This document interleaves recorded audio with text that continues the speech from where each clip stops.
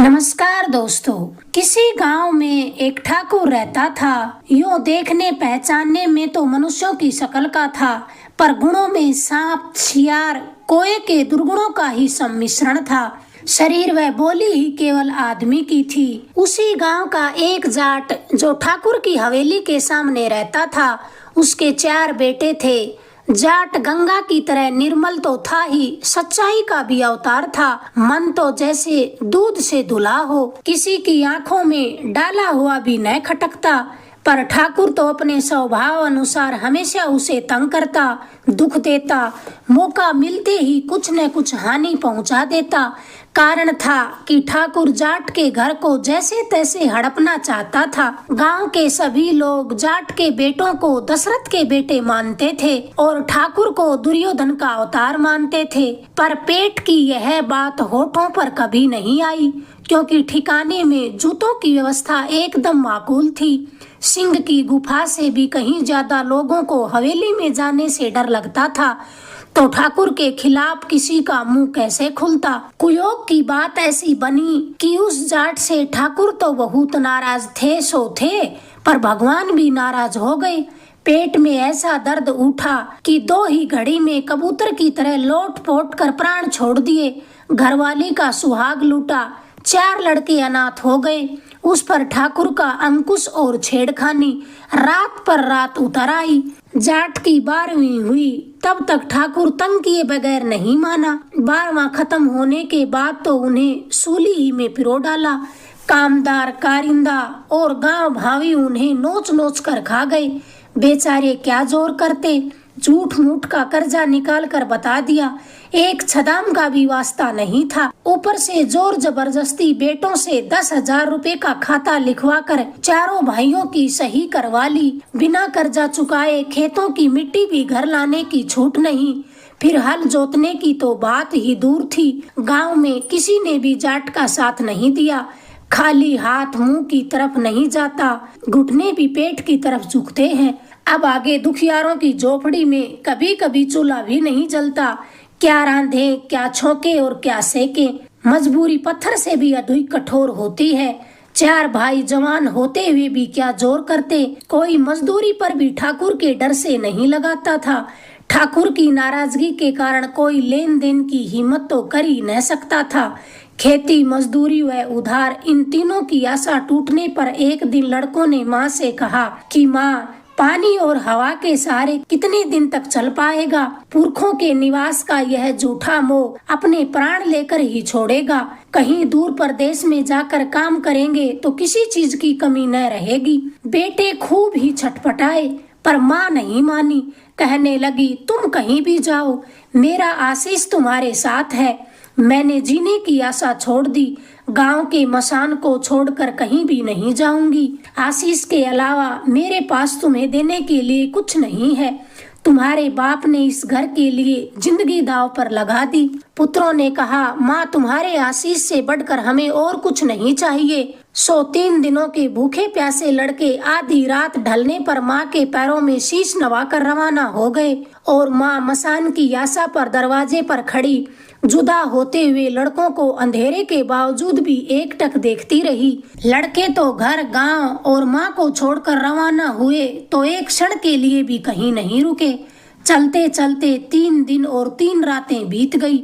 चौथे दिन 2 घड़ी दिन चढ़े हुए एक बरगद के नीचे से गुजर रहे थे कि उन्हें एक गिद्ध को तड़फते हुए देखा। उसके पांव में गहरा कांटा धंसा था। गिद्ध की हालत देखी तो चारों भाई भी तड़प उठे। बड़ी सावधानी से कांटा निकाला। गिद्ध की जान में जान आई। तब तक गिद्ध का जोड़ा भी आ गया था। सब बात पता चली तो उसे हर्ष की सीमा न रही।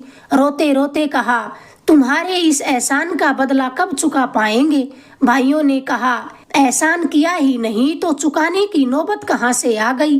परस्पर बातचीत हुई। चारों भाइयों के दुख संताप की बातें सुनकर गिद्धों ने कहा, बड़े अचरज की बात है कि मनुष्यों में भी सांपों से बढ़कर हत्यारे होते हैं। फिर उन्होंने बढ़ चढ़कर कहा कि वे नहीं माने तो भी उनका एहसान हम चुकाएंगे। फिर कुछ देर तक सोचने विचारने के बाद कहने लगे, तुम चारों भाई सीधे अगले राज्य में जाना। मनुष्यों के बीच से खदेड़े हुए तुम कभी अपनी ही जाति के मनुष्यों से कुछ भी आशा न रखना।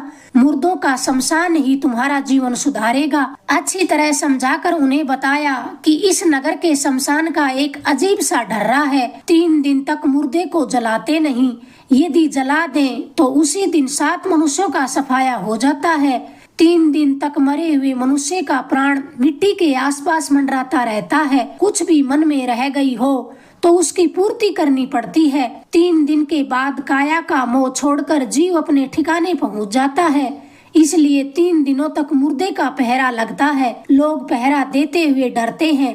राजा के अंकुश से डरते कांपते जैसे तैसे पहरे की बारी पूरी करते हैं। राम राम करते बड़ी मुश्किल से पल छिन बिताते हैं। फिर चारों भाइयों के चेहरों को बारी बारी देखते हुए गिद्ध कहने लगे, मनुष्यों की कमी किसी भी बस्ती में अन्न पानी लिए बिना ही सीधे शमशान पहुंच जाना। रात को नगर सेठ की लाश आएगी, तुम पहरा कबूल कर लेना, फिर देखना कि तुम पर शमशान कैसे तुष्टमान होता है। हमें तो केवल इतना भर कहना है कि तुम्हें सौभाग्य से मनुष्य की योनि मिली है, तो मनुष्य, जीव जंतु और पंछियों पर दया रखना। बड़े मनुष्य बनने पर किसी को भी अपने से छोटा मत समझना। तुमने मेरा कलेजा ठंडा किया, तुम्हारा कलेजा ठंडा शमशान करेगा। तुम्हें हमारी यही सीख और यही आशीष है कि कभी किसी प्राणी को न सताना। चारों भाई वहां से रवाना हुए। जैसा गिद्धों ने कहा उन्होंने वैसा ही किया। भूखे प्यासे सीधे उसी मसान पर जा पहुँचे। दिन उगते ही रोना धोना सुनाई पड़ने लगा। नगर सेठ अनंत माया को पीछे छोड़ लोगों के कंधों पर रखी अर्थी की अंतिम सेज पर सोए हुए पधारे। सेठ के बड़े लड़के ने 3 दिन के पहरे की एवज में 5 मोहरे देने की बात कही तो उसी क्षण चारों भाई मान गए। सेठ के घरवाले भी खुश हुए। शहर के लोगों को मनाने की गर्ज तो मिटी, वरना 10 मोहरे देने पर भी मुश्किल से मानते। नगर सेठ ने तो मरने के बाद भी लड़कों के लिए 5 मोहरों का फायदा कर दिया। सबसे पहले छोटा भाई पहरे पर चढ़ा, बाकी चारों भाई मसान में कुछ दूरी पर बने एक चबूतरे पर जाकर सो गए।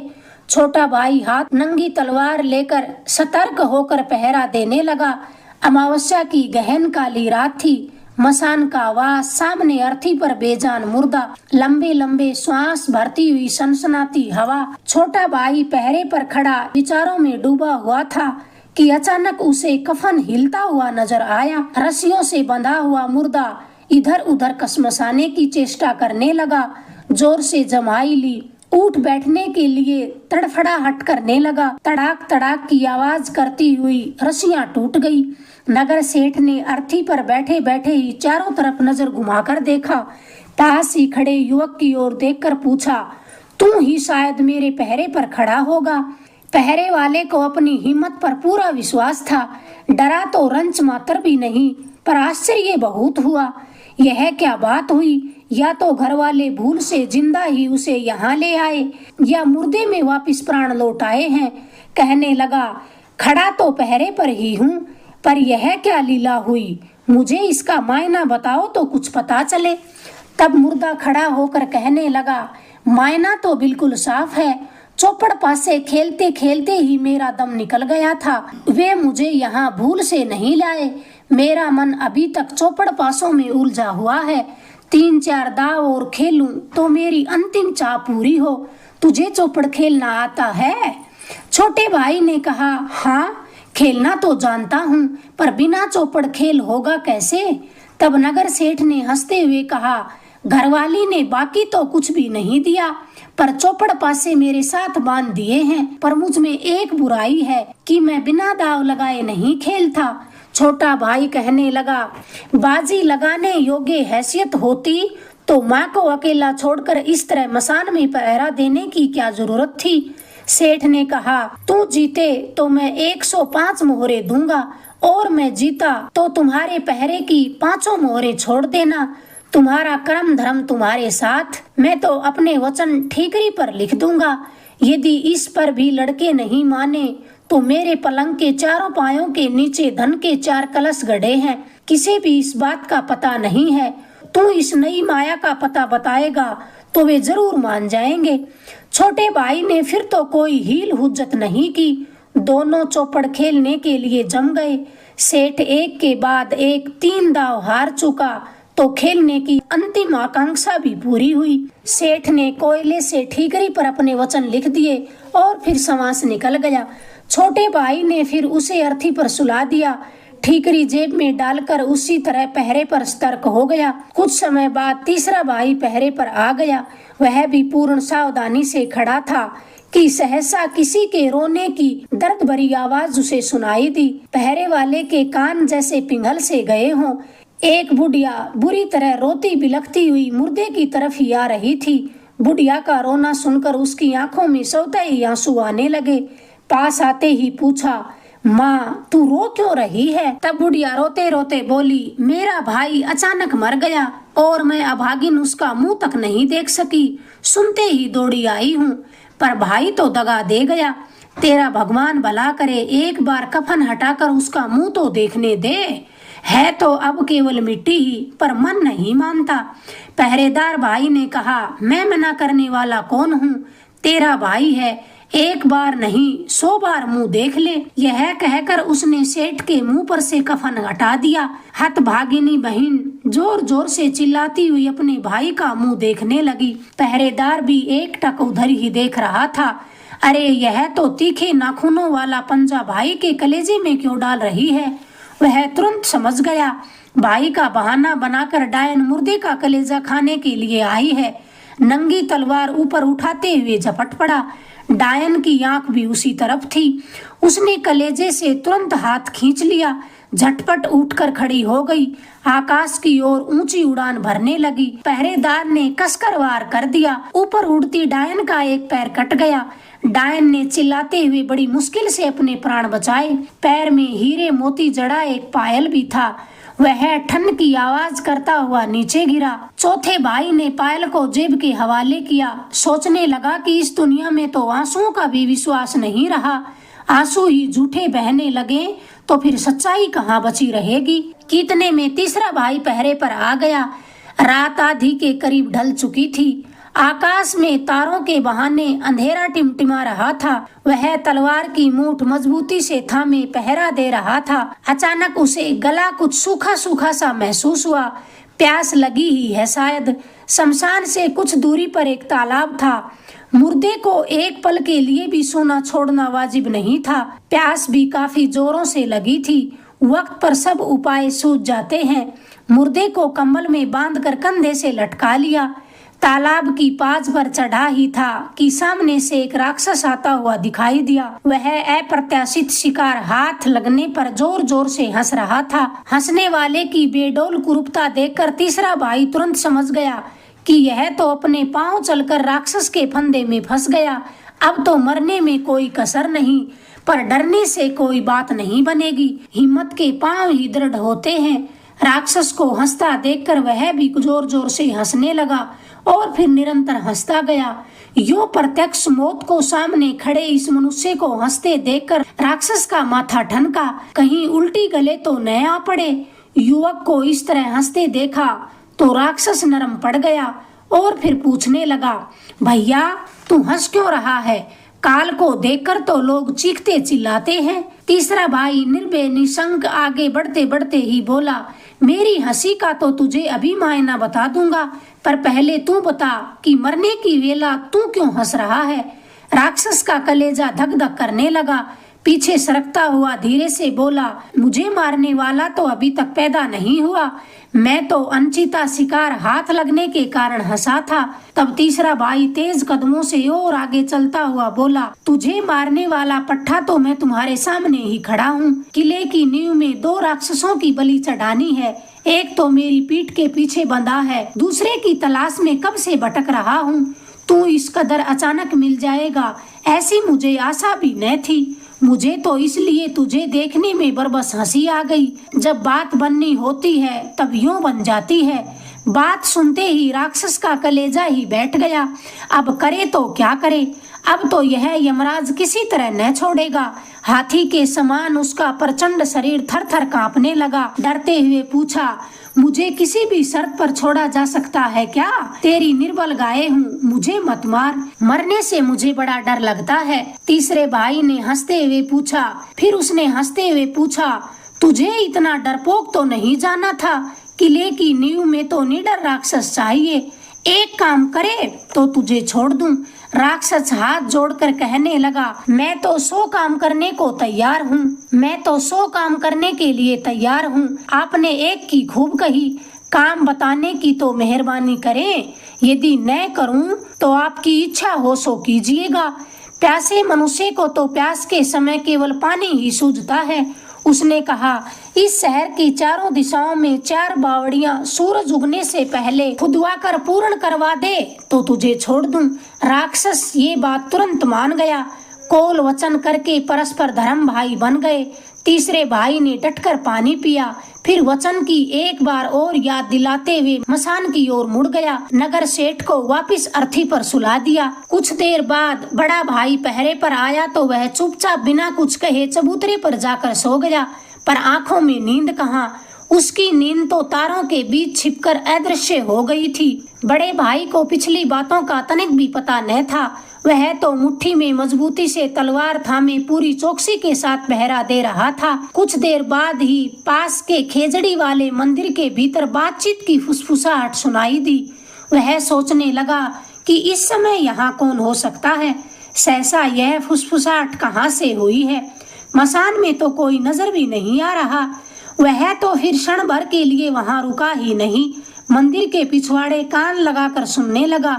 किसी युवक की भारी आवाज सुनाई दी, भैरव बाबा आज अच्छे शकुन विचार कर राज्य के खजाने में चोरी करने के लिए जा रहे हैं। यदि मनचाही आशा पूरी हो गई तो आपको किसी छोटे मोटे मनुष्य की नहीं, स्वयं देश के मालिक की बलि चढ़ाएंगे। आप भी क्या जानेंगे कि हम कैसे नामी गिरामी चोर हैं। अभी रात 3 घड़ी बाकी थी। सभी चोर राज्य दरबार की ओर जाने लगे। बड़े भाई को अपनी भुजाओं और अपनी समझ पर पूरा विश्वास था। अपने प्राण रहते वह देश के स्वामी को मरने न देगा। भैरव बाबा तो स्वयं ऐसी मान्यताओं का भूखा था। सो जाते ही चोरों की मनचाही हो गई। खजाने का पहरेदार सांप डसने के कारण पहले ही मरा पड़ा था। फिर तो चोरों ने धन की गठरियां बांधने में कोई कमी नहीं रखी। गठरियों को मंदिर के पीछे छिपाकर तुरंत वापस लौटकर राजा को लाने के लिए दौड़ पड़े। राजा रानी की बाजू में सो रहा था। रानी के मुंह में कपड़ा ठूंसकर उसे तो पलंग पर बांध दिया। राजा का मुंह दबाकर उठाया तो सीधे मंदिर के पास ही आकर रुके।